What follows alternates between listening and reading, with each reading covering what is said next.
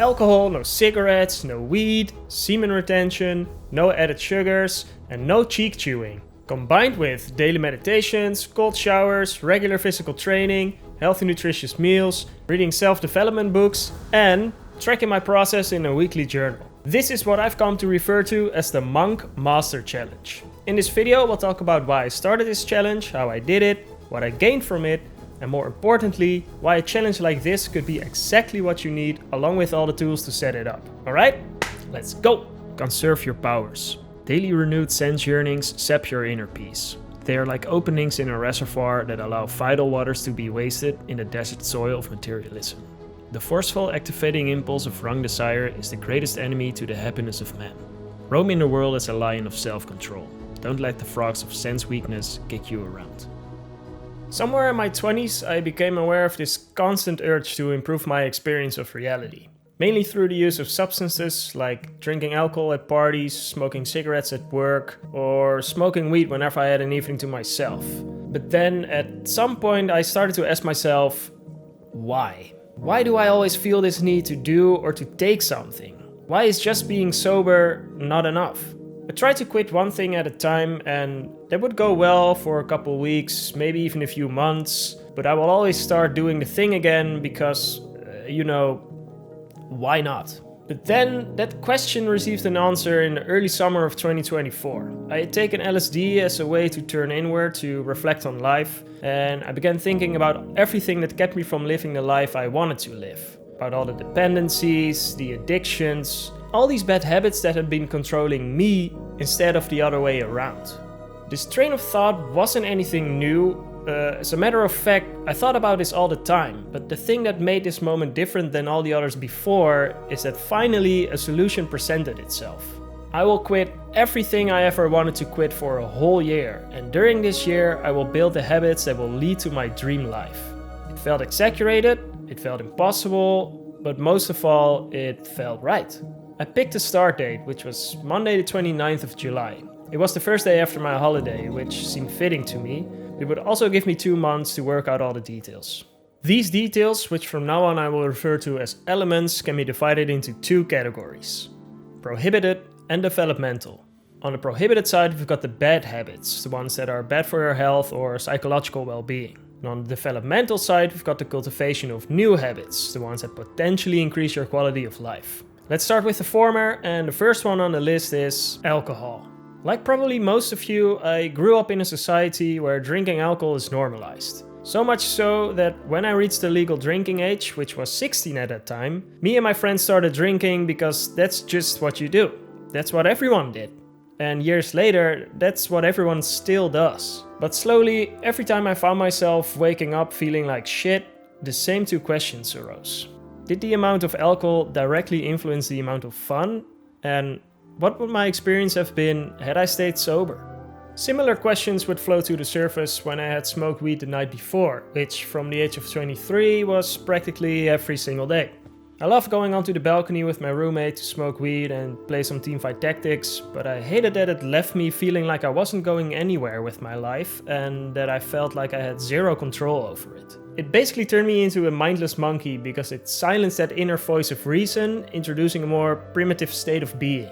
I wanted to live a productive life, but Weed Silver Tongue spoke words of a promise that for the longest time was just too convincing.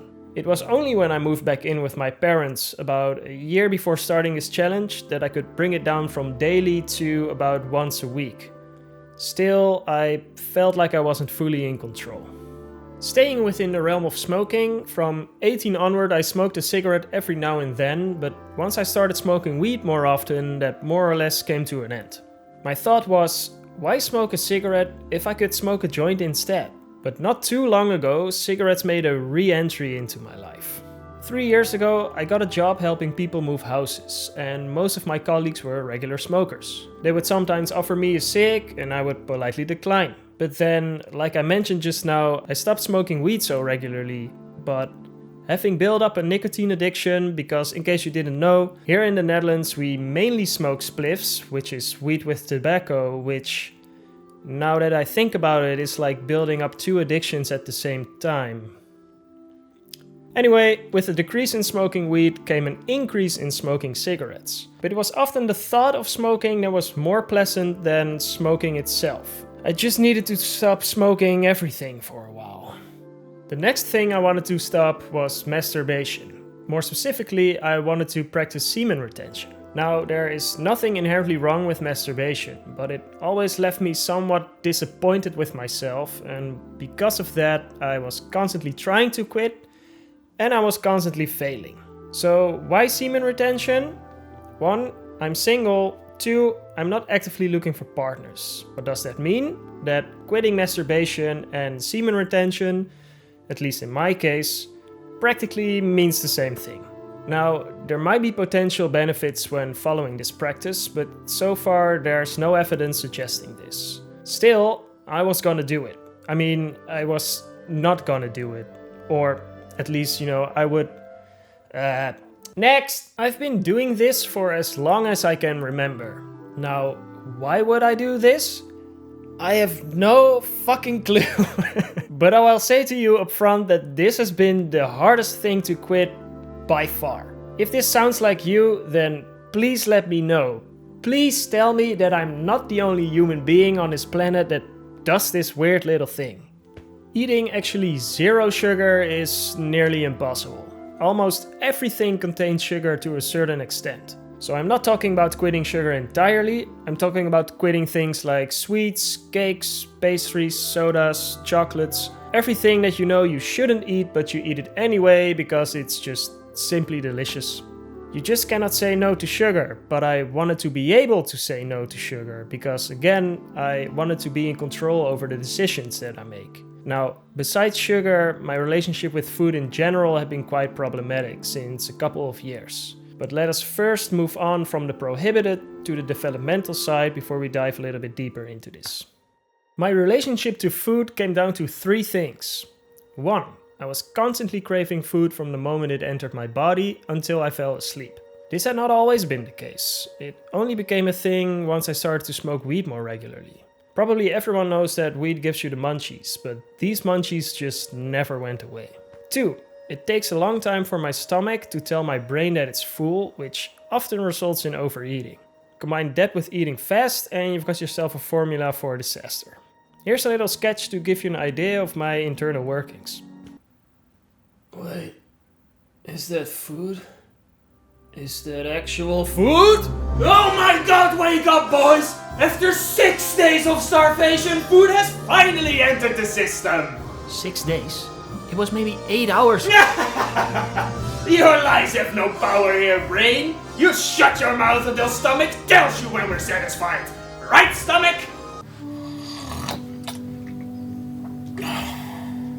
So yeah, not great. And 3, I often experience mild intestinal discomfort. Basically after every meal and usually for some reason after waking up as well. The GP couldn't tell me anything, so I was left to my own devices. And then eating more healthy, nutritious meals is often the first step. If we'd view health as a coin, one side would be nutrition and the other side physical training. You could even take it a step further by saying that the owner of the coin is sleep, but let's just keep things simple for now. The only sort of physical training that I did when I started this challenge was running, along with a little mobility training. I knew that at some point I wanted to include strength training as well, but it took a couple months for that to happen. To be more specific, it was a certain experience that made me commit to strength training, but you'll find out soon enough. Now, I must be honest with you and say that I took a bit of a sissy approach to cold showers. Instead of using only cold water, I started and ended with 1 minute of cold water with warm water in between. I know, it may not even count as a cold shower then. And actually, AI tells me that that's exactly the case and that this mixed approach is often called a contrast shower. I will not return to this element later on in the video, so I'm gonna tell you this now. This did absolutely nothing for me. Well, maybe not absolutely nothing. Right after this challenge, I actually started taking pure cold showers, and having gone through these contrast showers for a whole year, I had built up a resilience, so this transition wasn't actually so bad. In fact, pure cold showers might even be easier because that transition from warm water to cold water is just... It's just pure evil. So real quick, why even take cold showers? Health benefits, building up resilience. I had been meditating on and off for about 6 years when I started this challenge. I kept struggling to find time for it, or rather, make time for it. There are always so many things to do and so little time to do them, and that is exactly the reason why I wanted to add daily meditations to this challenge. I wanted to force myself to do nothing and to accept doing nothing for at least 20 minutes every day. I feel like there's potentially a lot to gain from meditating daily. It might be both the most difficult and the easiest thing to do ever. It all comes down to your mind. Can you be alone with yourself? Can you hold every thought and part of yourself that arises within your awareness without judgment? Do you want to know the real you? Start meditating. A meditation master might say that all answers are found within the self, but let's be honest, you and I are no meditation masters. So where do you find your answers then? Books, my friend. And not just any kind of book, but specifically books that aid you in your journey towards self-development and actualization. Many people before you have walked on this earth, and a good amount of them has grasped what it means to be alive, what it means to be human, and a good amount of that good amount has written books on their findings for you to explore and to take out the parts that resonate. I don't feel like I'm exaggerating when I say that half of who I am today is a product of the books that I have read. At times within this video, I will refer to specific books that I was reading at that moment. You will find links to these books in the description. And in case you're interested, I've also added a small list of books that have made the most impact in my life. Writing is the counterpart of reading, and it forms the last, but certainly not least, element of this challenge. Now, this is important for a couple of reasons. First off, with a long challenge like this, you become blind to your own progress. It's like watching your hair grow. It's impossible to notice until you see pictures of months ago. Secondly, your brain has this weird habit of normalizing your new reality and forgetting how you used to feel. The journal preserves the journey your memory would erase. And thirdly, writing forces honest evaluation. It makes you take a step back and really think about how you felt this week. You're essentially forcing yourself to dig deeper. I felt great this week, or I felt like shit this week. It's not gonna cut it. Writing makes you repeatedly answer the question, why? And from why, we went to what, and now we arrive at how. Which is the part where I'll take you on a journey through my personal experience. For this section, I'm gonna be as honest as I can be, which means that I'll go over everything worth mentioning, however personal it may be. I feel like a lot of people are holding back when it comes to sharing their most inner thoughts and feelings, and I think that's a shame. I believe taboos are bullshit and that they're a product of indifference. Everyone should be able to share what they feel without being met by resistance. So with that said, let me tell you my story. There's always a reward for sacrificing comfort in the pursuit of your destiny. The rewards are usually not immediate, but the work you put in and the suffering you endure will always pay off. The first month really wasn't so bad. My main struggle was with constantly craving food even when full. I tried out various ways to deal with this, like a specific eating window which was between 1 and 8 p.m. and trying to omit any sort of snack from my diet. This went quite well because at some point I managed to stop buying junk food on my work days, but all too often I would still stuff my face in the evening to the point where I had to lay down due to my stomach feeling like it was about to burst. Food just seemed to be always on my mind, like what kind of food, how much food, when to eat it, recipes, all of it. One of the upsides, however, is that I slowly started to develop a passion for cooking, which is something I still love doing. Furthermore, I kept on struggling with not chewing on my cheeks. Through this challenge, I became aware of how often I tend to chew on my cheeks, which turned out to be almost all of the time. I also struggled with lustfulness. Normally I would have given in to it, but because of this challenge, it had become somewhat easier to say no to it. I wrote in my journal that I expected this to only become easier as the challenge progressed. So I know I said that this first month wasn't so bad, but during the 4th week my energy levels just completely crashed. For every task or activity I felt like I had to move mountains. I tried to see if more sleep would help. It didn't. Some days would be okay, and then I thought, yay, my energy is returning! Only to be punched in the face again the next day by extreme tiredness. Through this seemingly endless period, I didn't force myself to be productive, but rather tried to embrace the lack of it. In practice, this basically meant that I only played Teamfight Tactics and watched YouTube videos. I expected that my change in diet was the main cause for this, and I told myself that this was a sign that my body just needed to adjust to this new situation. But there was something else that I expected to play a part in my lack of energy. You see, I had been helping people move houses as my main source of income. It wasn't the most enjoyable job, but it was manageable. But during this low energy period, I really started to dislike it. And for the first time in my life, I felt this urge to get away for a few days, to break this pattern that I found myself in, to change my surroundings. And so I did. At the start of the third month, I planned to stay at my parents' cabin in Belgium for a couple of days. When I went to Belgium, I brought my journal with me, but also my journal from 2 years prior, in which I wrote my thoughts and feelings during the last time that I stayed there.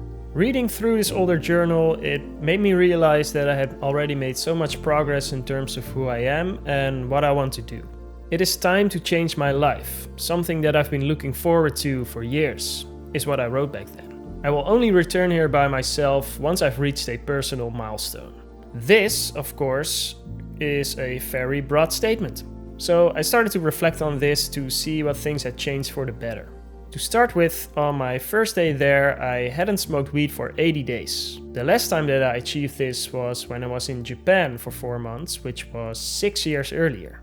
Another thing I wrote back then was that I wanted to start meditating again. And of course, because of this challenge, I had been doing that daily for the past 2.5 months. And then there were just a lot of personal struggles that I wrote about. Upon reading those, I noticed that I came across as a somewhat restless and tormented person. For example, I wrote that I found it difficult to motivate myself to do things that I considered important, and that I was constantly seeking distraction in smoking weed, in eating, and prioritizing trivial tasks. When I read all of this, I became aware of the fact that in that moment, I had never felt so fulfilled, unhurried, and unrestricted. I still wasn't where I wanted to be, but I was definitely a lot further along the path towards my desired life compared to myself from 2 years prior. But with all this looking back, I realized that I had to look forward as well. What will I be focusing on in the coming period? Was the main question that I wanted to answer. At that moment, I realized that by removing all shallow pleasures from my life, I was now throwing myself completely onto the single one that remained: food. Suddenly it became clear to me why my relationship with food had seemed to be getting worse since the start of this challenge. A profound solution still eluded me, but I decided that eating with more awareness and not going for seconds during dinner would be a good place to start. While I was in Belgium, an idea had started to take shape. You see, I really didn't want to return to my moving job, and so I decided to use the rest of the month to look for other jobs. The funny thing is that I was offered a new job before I even started looking for one, which was a job refurbishing garden furniture. But the most interesting change of this month came on returning home from Belgium. The moment I got back, my energy returned in full. When this happened, I immediately felt that it was my moving job that had been draining my energy. For the better part of a year, it had left me with this feeling of stagnation. But what also helped was that I now had more time to work on my personal projects, like this YouTube channel, for example. And I can tell you that YouTube is way more fun than helping people move houses. When I was about a quarter into the challenge, I was struck by the sudden realization that I had completely rid myself of most of my bad habits. The urge to smoke or to drink, for example, had completely vanished. Plus, I now had proof that alcohol didn't make a party more fun, as I experienced the same level of enjoyment sober. That being said, I did notice that in general I was more inclined to say no to going out than before. The prospect of a good night's rest, getting up early and starting the day productively was just very appealing, and it still is. So in general the challenge was going really well, but during this month I became more aware of the restlessness in my head. I was never fully present in everything I did. My mind was always on other things, like the next tasks, past or future events, financial worries, but also worries about my role in the band I was playing in, which is something we will return to later on in this video. I wasn't so sure how to deal with this yet, but for the moment I decided that being aware of it was a solid first step. Somewhere during this 4th month, I stumbled upon a video by Dan Coe titled, "If you have multiple interests, start this one-person business." Perhaps like you, I didn't know who Dan Coe was, but I had multiple interests and starting a business had been somewhat of a dream of mine, so watching this video was a no-brainer.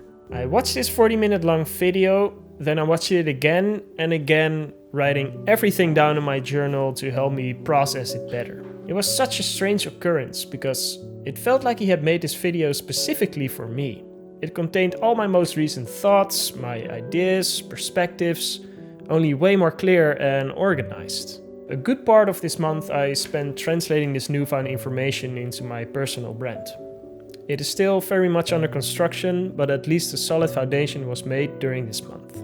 In my first journal intake of this month, I again wrote about my constant mental chatter. Reflecting on this, I arrived at the conclusion that I had to train my quality of focus and awareness. It was not so much a solution to stop the mental chatter, but rather to not let myself be carried away by it. Moreover, I believe this would also help in my journey to stop chewing my cheeks, as that was a tic that mainly surfaced when I was not fully present. So I made the commitment to myself to be fully present whenever I would go to the bathroom, walk up or down the stairs, and when brushing my teeth. I also started with setting my intentions to improve my quality of focus and awareness to the start and end of my meditation sessions. Interestingly, exactly 1 week later, I wrote in my journal that I was already experiencing more focus in my life. I didn't experience less thoughts going through my mind, but I did experience them from a distance rather than from the center, if that makes any sense. In other words, I was no longer carried away by my thoughts. I could let them pass by like clouds in the sky. This clear focus didn't stay for long though, and even now I have not experienced it again. Around the same time, I reached a critical point.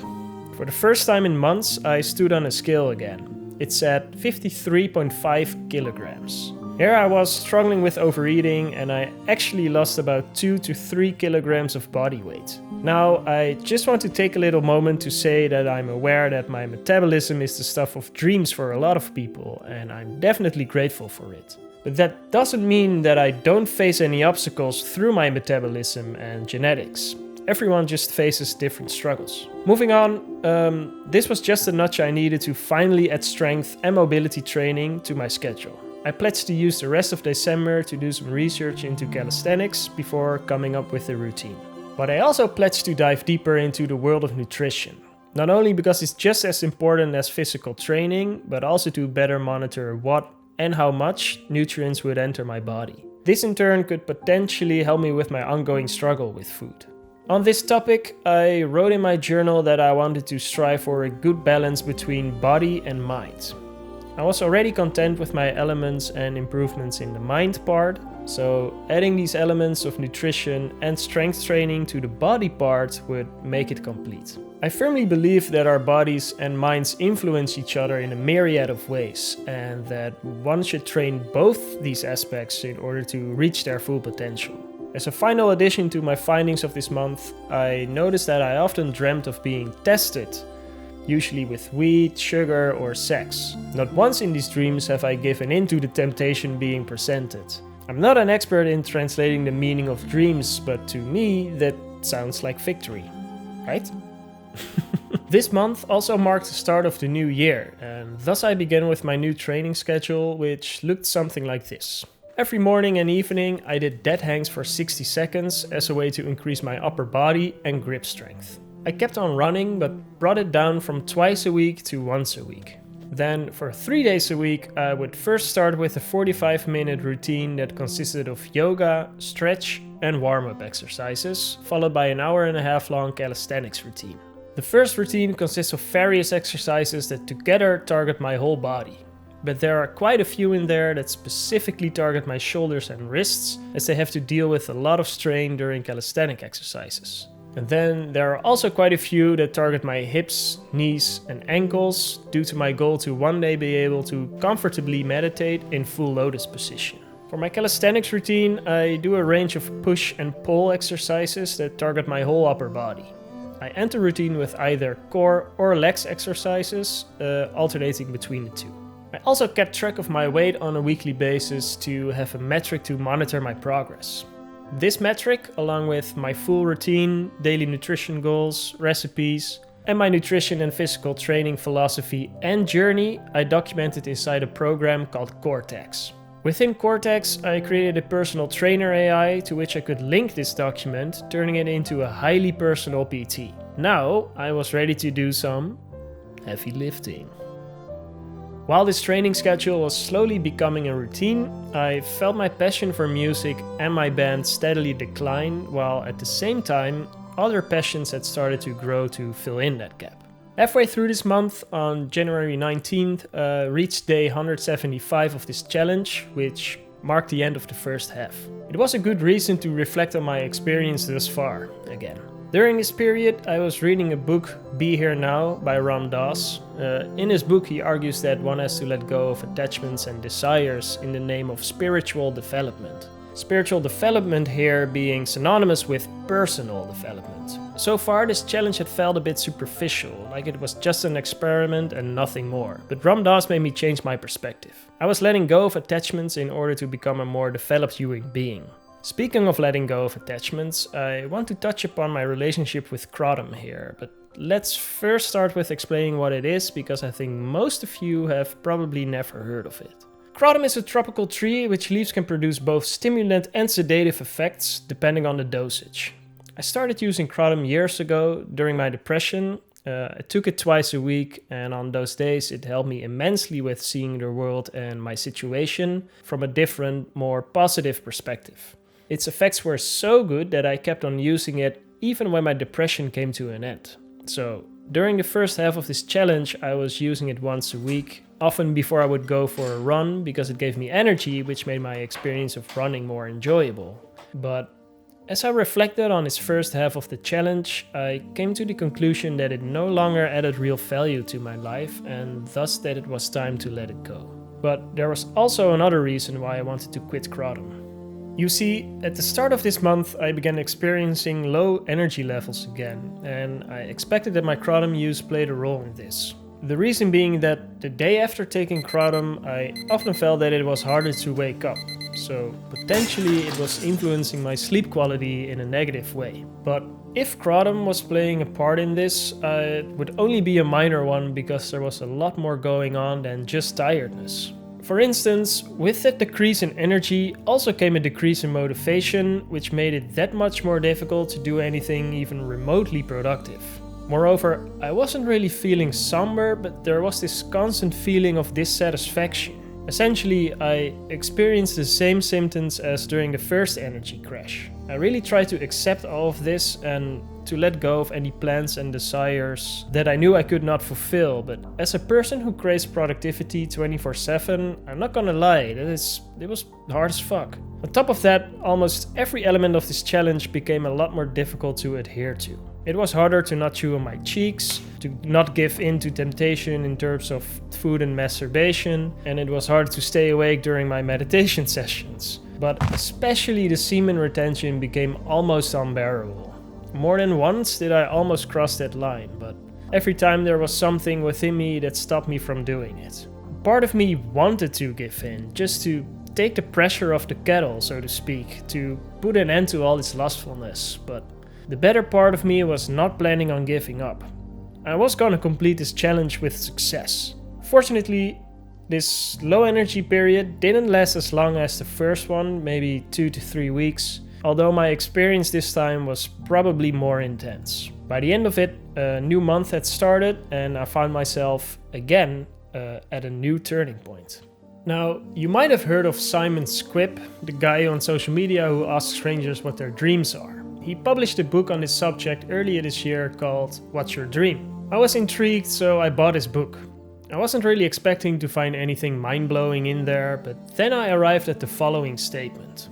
You have to be honest that you are either making serious plans to pursue your dream or giving it up altogether. When I read this, it hit me like a truck. I must have read it 6 times in a row. It was the nudge I needed to finally depart with my first dream. Now, we already touched upon this briefly, but let me tell you about it now in more detail. I've been making music for as long as I can remember. As a kid, I wrote these tiny jingles with my brother, and very early on I discovered that I could imitate drums by using my teeth and tongue in various ways. Something like this.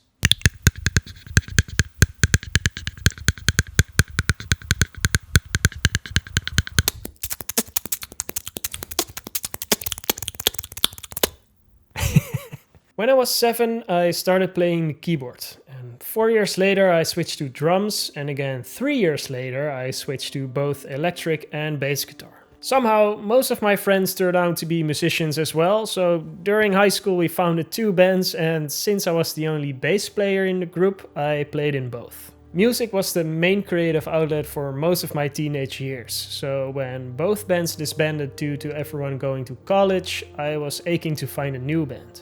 That's when I found the band Counting Wolves, in which I was active for 10 years and still active when I started this challenge. We came from different musical backgrounds, but we all had the same vision and, more importantly, the same dream, which was to become famous musicians. We became best friends in no time, and most of us even lived together for a couple of years, but there came a time where my vision started to misalign with that of the others. I tried to adjust, tried to make their vision my own, but I just couldn't do it. The thought of quitting had been growing for months, but I could never take it seriously or wanted to take it seriously, for this was my dream, right? But then I read this statement by Simon and the answer became clear as day. Even though it was one of the hardest decisions I've had to make, a week later I had taken my leave from the band. During this slow decay of my first dream, my new dream had already sprouted and begun to grow. But it was only when reading this statement that it finally bloomed and revealed itself. Still, I had to look at it from multiple angles before I could grasp its essence, and when I did, it looked something like this. It is my dream to live as an autonomous creative entrepreneur, to pursue the creative path while helping others to find theirs, to live in harmony with nature, and to achieve all of this through self-development. Now, I could dive deep into my dream and talk about it for the better part of an hour, but that's not the topic of this video. So, why take all this time and effort to tell you about it? Well, because this was a major shift in the direction of my life, and I started to make big changes from this moment onward. For example, like improving my system, which was the main theme of these 2 months. And with system, I mean my methods of keeping a clear overview of my tasks, goals, projects and appointments, and efficiently allocating my time over all these things. To make more progress faster, I decided to completely stop gaming and watching series so that I could invest more time in realizing my dream. Coincidentally, about 2 weeks after making this decision, I read in the book Flow by Mihai Csikszentmihalyi that this idea of productive relaxation is scientifically proven, and that it is a very good way to cultivate more happiness and satisfaction in your life. I've always had a lot of trouble finding satisfaction from relaxation, but now I knew that my definition of relaxation was just off. I've always thought that it came from doing nothing, or in other words, from activities like playing games and watching shows, and for a lot of people that is what gives them relaxation, but for me personally this didn't work. And so I wrote down every single productive relaxation activity that I could think of and implemented them into my daily life. By the end of month 9, I wrote in my journal that I finally started to feel a sense of control, and with that a sense of happiness and fulfillment. Getting rid of distractions in the form of attachments, but also in the form of unproductive leisure activities, definitely was a big game changer. With the 10th month, I began reflecting more on the progression of the various elements of this challenge again. One thing that I had noticed is that since the beginning, about every 2 months or so, I would wake up from a wet dream. Because of this pattern, my thought is that it's just the body getting rid of excess material. But peculiar is that my moments of lustfulness hadn't become any less frequent since I started this challenge. But whenever they would arise, they were not too difficult to deal with. Except when I reached day 296 of the challenge. For some reason, this particular time, it became almost unbearable, and I can tell you that when you're almost 300 days in, you don't need a lot of stimulation to get there, if you know what I mean. I was so close to completing this challenge successfully, and yet I failed. But I was not planning on throwing in the towel completely. This was just one of the many elements of this challenge. Plus, failure is just an invitation for growth. So, moving on, another thing that I noticed is that even though I felt like I wasn't eating less, I more or less stopped eating so much to the point of being full. Moreover, I also noticed that I couldn't remember the last time that I had woken up with bowel discomfort. What had changed, of course, is that I started regular physical training. But that is not all of it. I had also put more time, thought and effort into my nutrition. I was eating less bread and more nuts and seeds and legumes, for example. But I also started doing my intermittent fasting correctly, meaning that between 7 p.m. and 11 a.m. I would only drink beverages that would not break my fast, which was something I wasn't doing before. And I also started to focus more on my protein intake, and thus I had started incorporating protein shakes into my diet, supplemented with leafy greens and various superfoods like spirulina and red maca, for example. And slowly but surely, it was becoming easier to say no to an extra serving or to stop eating when I noticed that I was getting full. The latter was and still is quite tricky because I really have to concentrate to check in with my system to feel if I'm full or if there's still room for more. But before, I would have just continued eating until my plate was empty, disregarding any signals from my already full stomach. Like I mentioned before, I kept track of my weight on a weekly basis, but it was only during this month where it gradually started to increase. This proved to be the motivator that I needed to never skip a day of training. Up until this point, it had felt a lot like a chore, something to complete and get over with. But with that extra motivation, I started to progress with most of my exercises as well. I felt like I was getting stronger, and I have to say that is an amazing feeling. But the one thing that still wasn't further improving was my tendency to chew on my cheeks. With only 2 months left, I decided that it was about time to take it more seriously. Chewing itself had mostly stopped, but the tendency was still there. If I would succeed in eliminating this tendency, I would finally be rid of this lifelong tic. So I told myself to get my shit together and to dive with sheer determination into the last 2 months of the challenge. During this final stretch of the challenge, it felt as if everything was slowly falling into place. I felt an increase in direction and structure in my life, which gave rise to a constant feeling of contentment. I was finally making real progress with not chewing on my cheeks, my weight and my strength were steadily increasing, and my intestinal problems became much less frequent. I had found a new interest in cooking just before starting this challenge, but this interest received a boost once I started diving into the world of macronutrients. The protein-rich meals I found online were boring and basic, so during these last 2 months I started writing recipes for protein-rich meals myself. I discovered that cooking is just another way to express creativity, which I'm sure some of you already knew, but to me it felt like a new world was presenting itself. And I was all too eager to dive into that world. Now, during these months I stumbled upon a quote that sums up this challenge as a whole, but also one that made me reevaluate my current situation at that time. It's part of a sentence from a newsletter by Dan Coe, which says, "The good life demands consistent effort towards your own goals." A few days before reading this newsletter, I had told a colleague of mine about my YouTube channel and that I wasn't doing enough with it. I did a lot of things, but I still wasn't making any real progress with the things that were truly important to me. This was due to a couple of things, of which one of them was the lack of consistent effort. The early stages of any new project are always effortless. It is novel, it's fun, it's exciting. But this initial drive fades away at some point, and then you'll need consistent effort to keep it moving and growing. But this drive is not the only factor at play here. Other important factors are clarity, priority, and planning.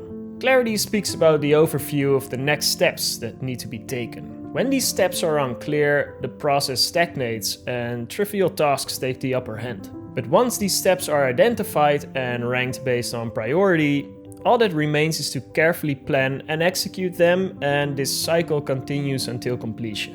Once this process took root, everything started to improve. Slowly at first, but now it's ingrained into my system, just like all the various elements of this challenge. Now it's just a matter of moving forward, is what I wrote in my journal on day 340. To keep this momentum in combination with this lifestyle, discipline, and inexhaustible source of creativity and motivation. With reaching the end of this Monk Master Challenge, I have gained the discipline and willpower to say no to all shallow pleasures that have held me in their grip for literally years. I have gained 4 kilograms of muscle mass and I've become considerably more flexible and strong. I have found more clarity, structure and direction in my life, which together form the foundation from which I can tackle future challenges head on. But let us dissect this a little bit further. What it all comes down to, what the quotes that I use in this video amounts to, is the active pursuit of discomfort. Now, discomfort in any form, from unpleasantries to deep-rooted fears. The trick is not to avoid suffering as much as possible, but to change your relationship with it by seeing it as a catalyst for growth. Now, there is a way to accelerate this growth, but I must warn you that it is not for the faint of heart. In order to become an absolute unit of a human being, you'll need to actively pursue suffering, or phrased differently, you'll have to actively face your fears. In the words of Sri Yukteswar, roam in the world as a lion of self-control. Don't let the frogs of sense weakness kick you around. I hope that I have sufficiently proven why a challenge like this could be exactly what you need. The only thing I haven't done yet is to provide you with the tools to create one of your own. You see, I spent the weeks after completing my challenge diligently working on a personalized challenge framework prompt. Now, try to say that 10 times in a row. Think of it as having a conversation with someone who's been through this journey before and can help you design something that fits your specific struggles and life situation. It asks the kinds of deep questions that help you uncover your real patterns, not just the surface habits, but the deeper systems that keep you stuck. For a small fee, you'll get access to the prompt, along with a very extensive document containing the Human 3.0 framework as established by Dane Coe. The prompt will ask you for this framework because it uses it as his internal intelligence system. When I ran the prompt without this framework, the results were, quite decent. But then, when I ran the prompt with the framework as its intelligence system, the results became at least 100 times more profound. It kind of blew my mind. So, yeah, check it out. This was a really long video, and if you've made it this far, I'd like to thank you for sticking with me. Drop a comment and I'll make sure to reply because that's the least I can do. And finally, if you'd like to check out more of what I do, I have a bi-weekly newsletter on Buy Me a Coffee in which I dive deep into topics like human potential, self-development and creativity. You can find the link down below if you're interested. Furthermore, I'm in the midst of writing a book on creativity and how it's intrinsically related to the depth of your consciousness. If that is something that intrigues you, you can find a free digital download of the first chapter of the book also down below. Oh, and if you decide to check it out, please let me know because I'm in the process of collecting feedback in order to take this book to the next level. And if you don't care about any of that and just want to watch another video, go watch this one. Stay open, stay creative, be kind.